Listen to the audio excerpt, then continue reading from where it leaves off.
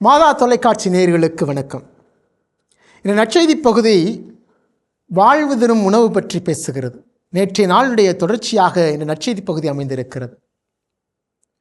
இயேசு குறிப்பிடுகிற இந்த என்னிடம் நம்பிக்கை கொண்டிருப்போருக்கு பசியிராது, என்னை தேடி வருவோருக்கு தாகம் இராது என்று சொல்கிற இந்த நற்செய்தி வாசகத்தில் ஒரு உள்ளார்ந்த ஒரு பூரிப்பு அல்லது உள்ளார்ந்த ஒரு சிந்தனை, இயேசுனுடைய இந்த உணவை உட்கொள்கிற நமக்கு பசியும் தாகமும் இல்லாமல் போகுமா? நாம் உண்கிற உணவு நமக்கு வாழ்வு கொடுக்கிறதா? இந்த கால சூழல்கள் எல்லாம் நினைத்து பார்க்கிற பொழுது சற்று மனம் பயம்தான் ஆட்கொள்கிறது. எதை சாப்பிட்டாலும் அதில் நோய் வருன்றான், இதில் நோய் வருன்றான், இதை சாப்பிட்டா அப்படி ஆயிருன்றான், இதை சாப்பிட்டா இப்படி ஆயிருன்றான். எல்லாவற்றையும் சாப்பிடுவதற்கு பய உணர்வு இருக்கிறது. அதை குடித்தா அவனுக்கு இது புற்றுநோய் வந்துன்றான். எப்பா, நம்முடைய வாழ்வினுடைய உணவு நமக்கு கேடு விளைவிக்கக்கூடிய ஒன்றாக மாறிப்போகிற தருணத்தில் இயேசுவினுடைய இந்த நற்செய்தி பகுதி வாழ்வு தரும் உணவாகவே நான் உள்ளேன். இன்றைக்கி நாம் உண்ற உணவு கடவுள் கொடுக்குற உணவு தானா அப்படிங்கிற ஒரு கேள்வி வந்துடுது. நம்முடைய முன்னோர்கள் மோசே வழியாக கடவுள் தந்த மன்னாவை உண்டார்கள். இன்றைக்கு நாம் உயிருள்ள இயேசு கிறிஸ்து என்று சொல்லப்படுகிற நற்கருணையை உண்கிறோம். மன்னாவை உண்டவங்களுக்கும் பசிதாக இருந்துச்சு. இன்று இந்த இயேசு இங்கு சொல்லப்படுகிற இந்த நற்கருணையை உண்கிற நமக்கும் பசிதாக இருக்குது. அப்படின்னு சொன்னால் இயேசு குறிப்பிடுகிற இந்த பசியும் தாகமும் என்ன? ஒருவேளை இப்படியான ஒன்றாக இருக்குமோ அப்படின்னு நான் சிந்திக்கிறேன். இன்று ஒரு சிலருக்கு பணத்தின் மீது பசியும் தாகமும், ஒரு சிலருக்கு பதவியின் மீது பசியும் தாகமும், ஒரு சிலருக்கு புகழ்ச்சியின் மீது பசியும் தாகமும், ஒரு சிலருக்கு அதிகாரத்தின் மீது பசியும் தாகமும். இப்படி நம்முடைய பசியும் தாகமும் நீண்டு கொண்டே சென்று கொண்டிருக்கிறது.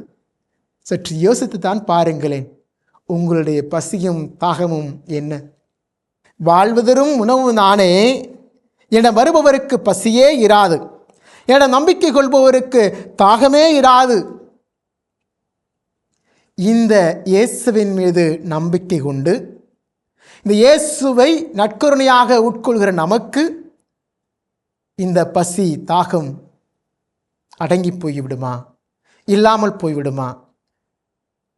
நமக்கு இருக்கிற பசியை தாகத்தை இழந்து அதை அழித்து அதிலிருந்து மீண்டு என்றும் பிறருக்காக எல்லாவற்றையும் கொடுக்கிற, எல்லாவற்றையும் பொதுப்படையாக பார்க்கிற, கடவுளின் சிறப்பான அந்த நல்ல குணாதிசயங்களை நம்முடைய வாழ்வில் செயல்படுத்திட இறைவன் தருகிற நற்கருணையை என்றும் திருப்பல்ல உண்டு கொண்டிருக்கிற, உணவாக ஏற்றுக்கொண்டிருக்கிற நமக்கு இந்த பசியும் தாகமும் இல்லாமல் இருக்க வேண்டும் என்பது இயேசு கூறுகிற அற்புதமான நற்செய்தியாக இன்றைய நற்செய்தி அமைந்திருக்கிறது.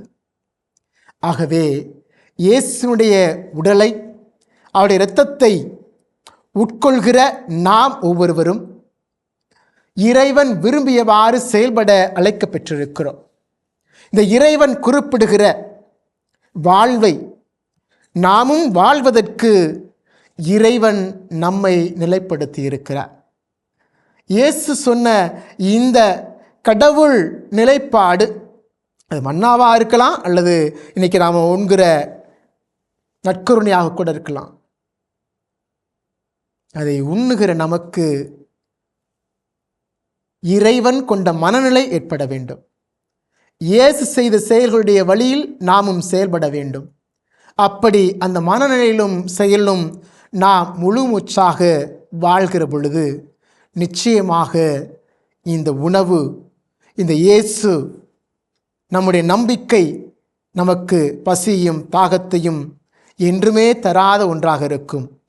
அப்படிப்பட்ட மனநிலையில் இயேசுவின் அருள் ஆசிரை வேண்டி என்றும் இன்னொரு நற்கருணையாக இயேசுவாக பயணிக்க தொடர்வோம் நம் பயணத்தை. இயேசுவுக்கு புகழ், இயேசுவுக்கு நன்றி. மரியே வாழ்க.